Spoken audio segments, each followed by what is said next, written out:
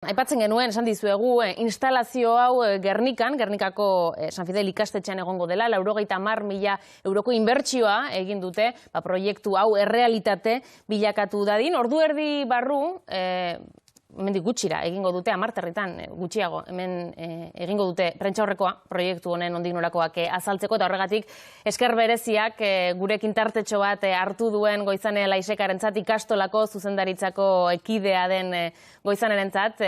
Kaixo, egunon? Egunon.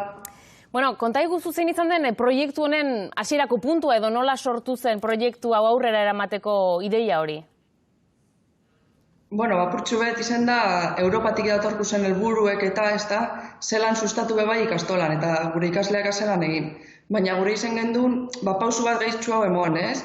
Egie da eskarela lehenengo ikastola plaka batzuk ipintzen, baina bai izango gara lehenengoak apurtxu bet herrieri onura hori emoten, ez? Ikusten gendun, gure teiatua libre dauela, ez dugula erabiltzen, orduen, pentsa gendun, guk ia zerbait egin aldogun, Europatik datorku zen helburu horrek apurtxuet betetzen joateko, ez?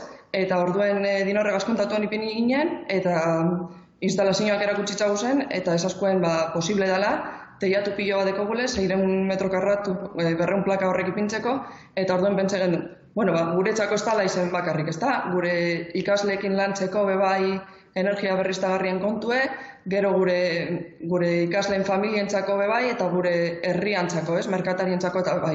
Zelan dauen elektrizitatea gaur egun gainera, dire onurak bai naturarentzat, eta gero bebai ekonomikoak eta, ez da, energia berriztagarriak, kilometro zerokoa, eta onura itzen Gernika herriari. Pentsatzekoa da, hau ere eredu izan daitekeela ikasleentzat, eurentzat, ezta?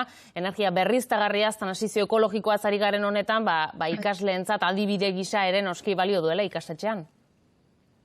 Bai, noski, eta gero gure intentzioa da putxuet, honegaz bebai proiektu bat egitea, eta ikasleek bebai energia berriztagarriak lantzea toketan jakienien, ikustea bertondeko guzela, ez dala Europatik datorren zeuzen eta guk ez dugula zebehitzen, baizik eta ikastolan deko gule, eta ikastolan bebai ikasleekin proiektutxu bat egitea. Goizane Laiseka, eskerrik asko xetasun guztiengatik eta libre utziko zaitugu orain. Aurkezpen horretan egon zaitezen, ondo izan? Ez ondo, eskerrik asko.